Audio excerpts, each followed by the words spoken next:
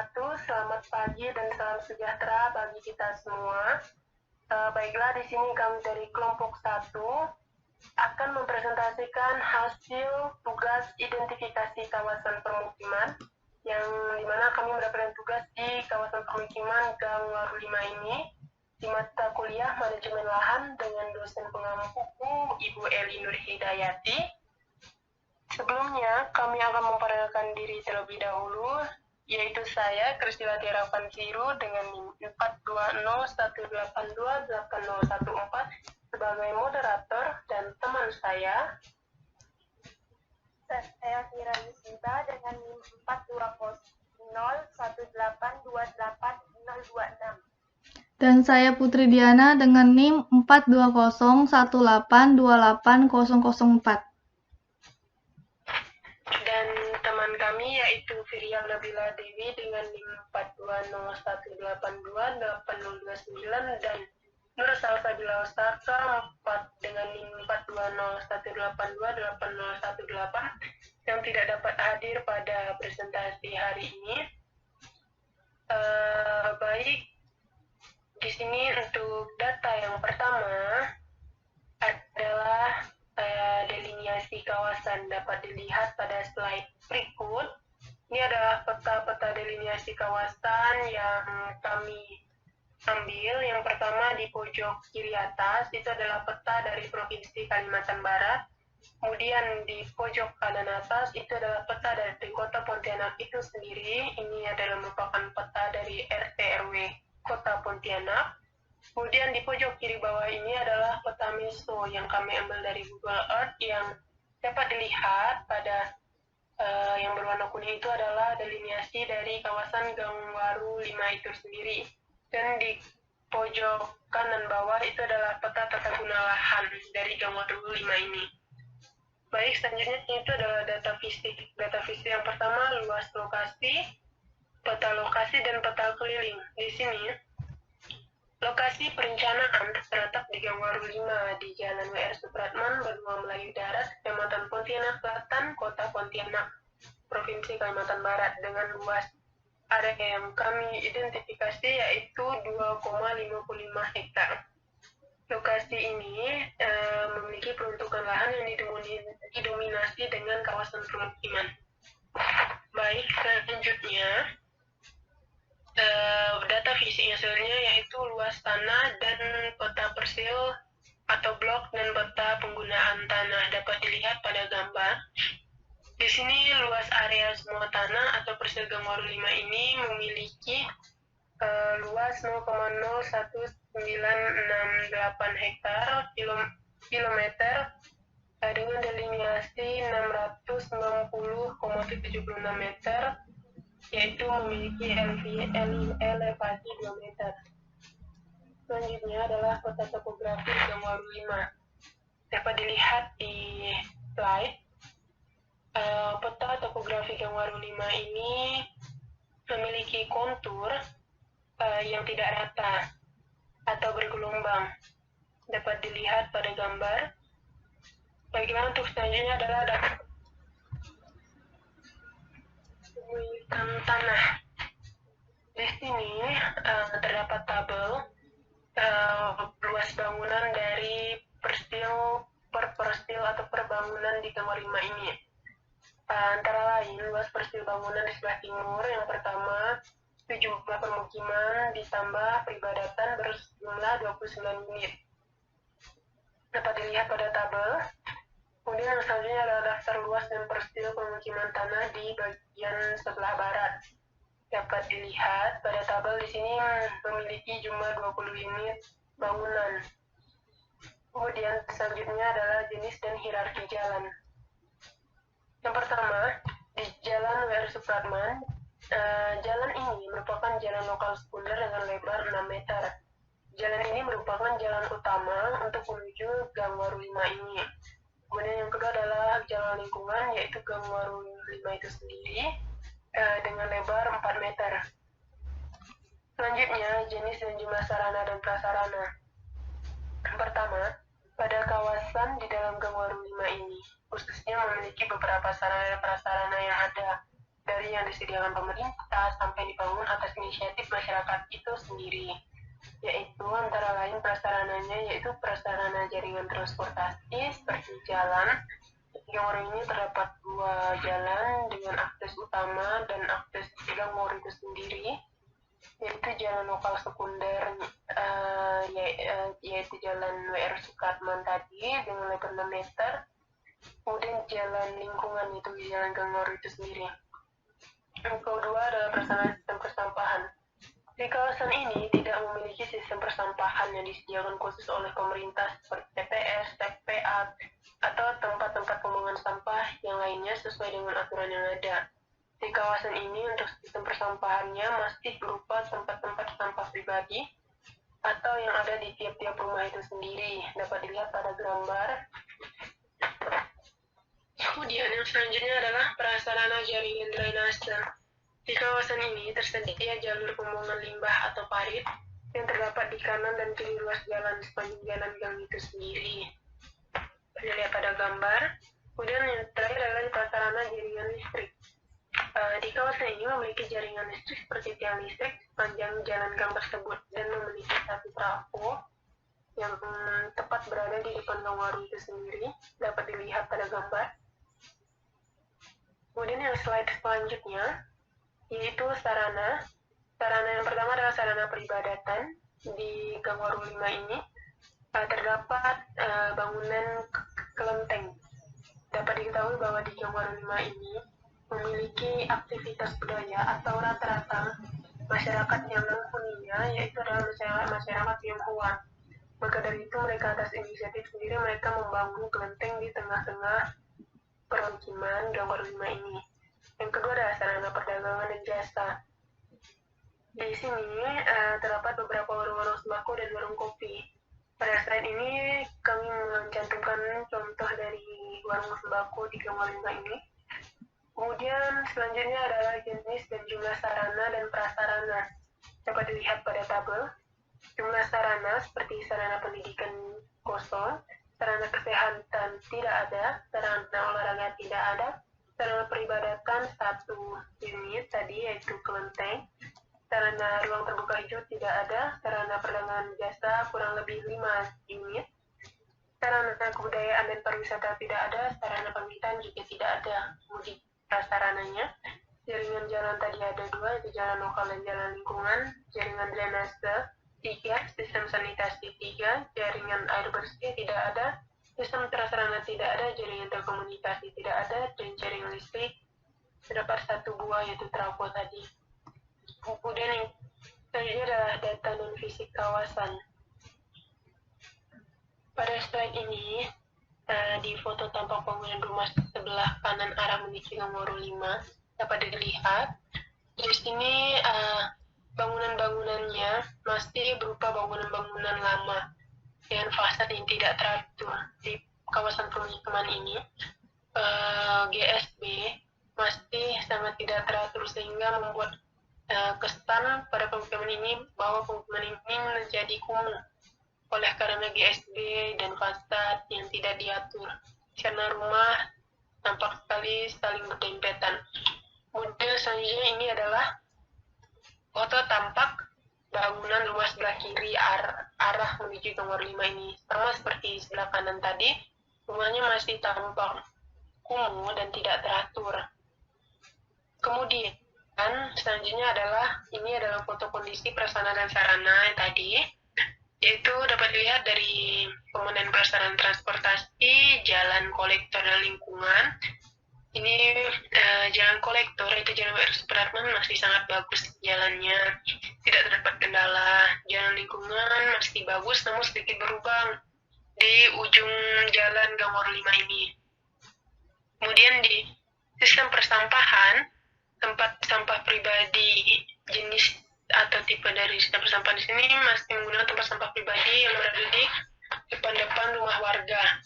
Kondisinya masih sangat kurang baik dan berantakan.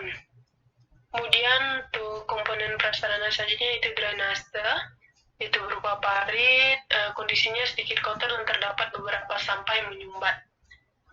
Kemudian yang selanjutnya adalah jaringan listrik. Di sini kondisi dari tiang listrik atau trafonya masih baik dan tidak ada kendala sedikit pun. Selanjutnya adalah sarana. Komponen sarana yang pertama adalah sarana peribadatan yang berupa kelenteng tadi. Kondisinya masih sangat baik dan masih layak digunakan. Kemudian untuk perdagangan dan jasa masih baik dan sesuai fungsi, namun terdapat sedikit kendala ya di sini masih kurang teratur. Kemudian untuk selanjutnya adalah tampilan dari hasil wawancara yang kami lakukan terhadap salah satu ketua RT di kawasan permukiman Gangwar 5 ini. Di sini kami wawancara mengenai kebutuhan sarana dan prasarana yang diperlukan masyarakat di kawasan tersebut. Dari hasil wawancara yang kami dapat kami simpulkan bahwa kebutuhan sarana dan prasarana yang diperlukan warga masyarakat setempat berupa perbaikan jalan yang kondisinya sekarang masih rusak dikarenakan banjir. Kemudian kekurangan fasilitas dalam akses masuk gang seperti lampu jalan dan sebagainya. Tidak adanya TPS yang dapat dilihat dari kondisi area ini penuh dengan sampah-sampah sembarangan di sekitar pinggir jalannya.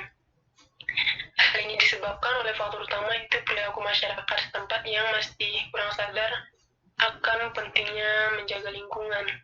Kemudian drainase yang kurang menyebabkan drainase lain yang tersumbat sehingga menyebabkan sering kebanjiran.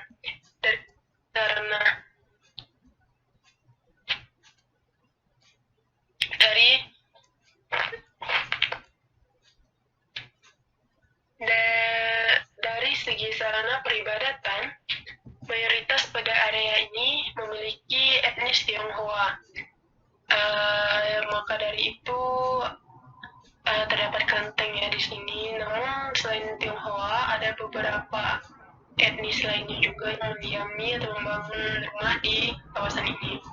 Dari segi pemerintahan, pemerintah Kota Pontianak sudah mempunyai rencana rumah susun pada kawasan ini yang kami ditolak oleh warga setempat. Dikarenakan warga menginginkan kawasan ini dibentuk seperti komplek perumahan pada umumnya saja tanpa adanya rumah susun. Dan dari segi RTH, area ini masih minimnya open space sehingga tidak ada estetika atau hal menarik dari area ini. Dan terakhir, keinginan warga setempat agar bangunan dapat tertata rapi dan beraturan. Jadi masyarakat di sini masih menginginkan pemerintah untuk menata bangunan mereka sedemikian rupa agar lebih teratur. Kemudian selanjutnya adalah kebutuhan sarana dan prasarana. Ini adalah kesimpulan dari kebutuhannya tadi dapat dilihat pada tabel. Jadi dari hasil yang ada dari perhitungan STUP-nya, kami menemukan 2,15% sarana prasarana yang masih dibutuhkan oleh masyarakat setempat. Baik, selanjutnya tentang dokumen RT/RW dan RDTR akan dibacakan oleh teman saya, Ira Yusnita. Baiklah, yang pertama yaitu RDTR Kota Pontianak. Pada poin 1.2, tinjauan terhadap RT/RW Kota Pontianak tahun 2013 sampai 2033. Poin 1.2.1, rencana struktur ruang kota. Sistem pusat pelayanan Kota Pontianak direncanakan terdiri atas 1 pusat pelayanan kota dan 7 sub pusat pelayanan kota. Pusat pelayanan kota atau PPK meliputi pusat kota existing saat ini dan di sebagian dari wilayah Kecamatan Pontianak Selatan, serta sebagian lagi merupakan bagian dari Kecamatan Pontianak Utara atau sekitar Pasar Siantan. Dengan pusat pelayanan kota yang mewakili 3 bagian kota, maka struktur pusat pelayanan Kota Pontianak diharapkan menjadi lebih baik. Pusat pelayanan kota atau PPK ini dimaksudkan untuk lebih mendorong perkembangan kota ke arah utara, agar perkembangan kota antara bagian selatan dan utara dapat lebih merata. Sistem pusat kegiatan yang akan dikembangkan sebagai berikut. A. Pusat pelayanan kota PPK. Adapun kawasan yang direncanakan sebagai kawasan pusat pelayanan kota adalah kawasan yang terintegritas, meliputi kawasan mulai Jalan Pak Kasih, Jalan Ahmad Rahman, Jalan Tanjung Pura, dan Jalan Gajah Mada, dan sekitarnya meliputi Kelurahan Mariana, Tengah, Darat Sekip, sebagian Kelurahan Benua Melayu Darat, dan Benua Melayu Laut, dengan fungsi utama sebagai pusat perdagangan grosir, pusat perdagangan dan jasa komersial, skala kota, dan pusat wisata kota, serta pusat pemerintahan kota. Selanjutnya B. Subpusat pelayanan kota atau SPK. Adapun kawasan yang direncanakan sebagai kawasan subpusat pelayanan kota adalah sebagai berikut. Koridor Imam Bonjol di Kelurahan Benua Melayu Darat dan Benua Melayu Laut, Kecamatan Pontianak Selatan, dan Kelurahan Banser Laut, Kecamatan Pontianak Tenggara. Selanjutnya, zona ruang terbuka hijau berdasarkan RDTR Kota Pontianak. Dapat dilihat di tampilan, ini tabel rencana kebutuhan ruang terbuka hijau di Kota Pontianak. Ruang terbuka hijau atau RTH sendiri itu adalah area memanjang atau jalur dan atau pengelompok yang penggunaannya lebih bersifat terbuka. Tempat tumbuh tanaman, baik yang tumbuh tanaman secara alamiah maupun yang sengaja ditanam. Menurut Permen PU nomor 5 tahun 2008 tentang pedoman penyediaan dan pemanfaatan ruang terbuka hijau di kawasan perkotaan. Pada tabel di sini dikhususkan pada Gang Waru 5 itu terdapat di Kelurahan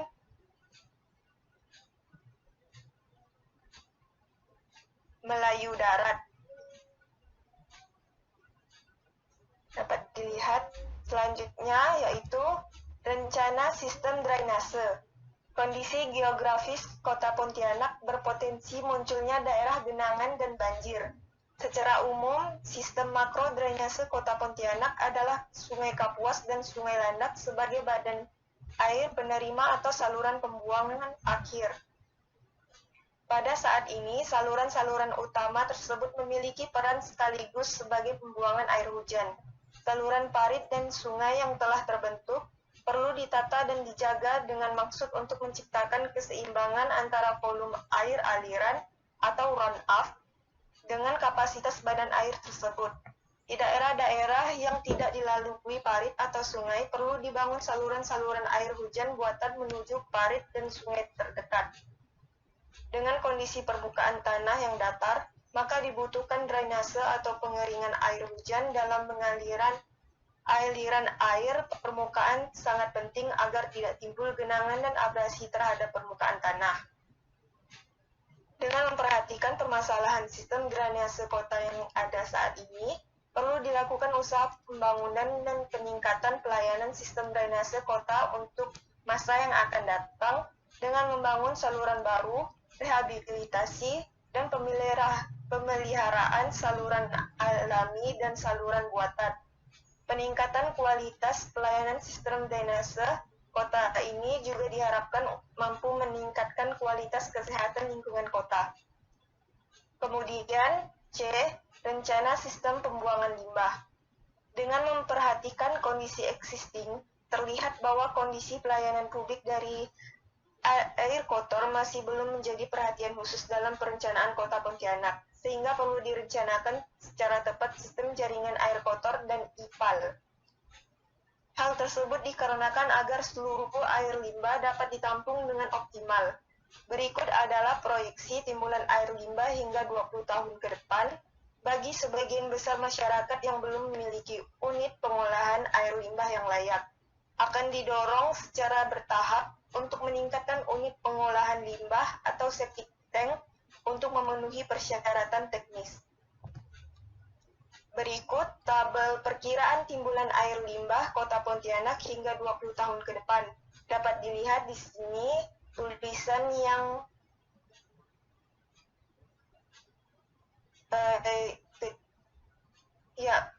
Gangwaru 5 yang berada di Pontianak Selatan, Kelurahan Benua Melayu Darat. Dari 5 tahun pertama, 5 tahun kedua, 5 tahun ketiga, hingga 5 tahun keempat. Selanjutnya, di sini yaitu dapat dilihat dokumen RT/RW atau rencana tata ruang wilayah, dan di sebelahnya yaitu ada RDTR atau rencana detail tata ruang kota. Untuk selanjutnya yaitu konsep perancangan Gangwaru 5 akan dijelaskan oleh teman saya Diana. Baik, konsep perancangan yang kami ambil yaitu kampung budaya. Dari subtema yang pertama adalah ekokultur. Adalah sebuah konsep pengembangan dan perancangan yang berorientasi budaya dan keseimbangan alam. Penataan kawasan area ini akan memberikan nilai-nilai budaya dengan ciri khas Kalimantan Barat di dalamnya dalam penataan dan pengembangan kawasan budaya. Dengan begitu, kehidupan yang lebih ramah lingkungan dapat tercapai.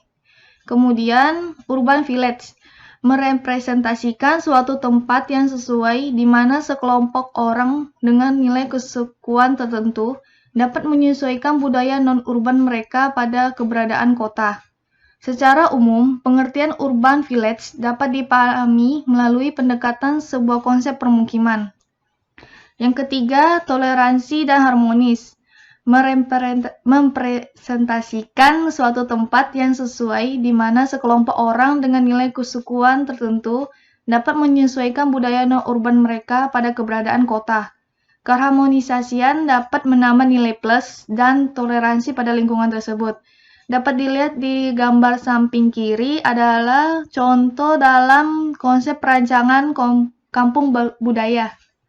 Selanjutnya adalah rencana site plan konsolidasi lahan, di mana garis ungu sebagai delineasi site plan pada Gangwaru 5 dan garis kuning adalah bangunan-bangunan yang akan kami desain untuk konsolidasi lahannya. Seperti yang dilihat pada rencana site plan ini, bangunannya sudah dirancang agak rapi.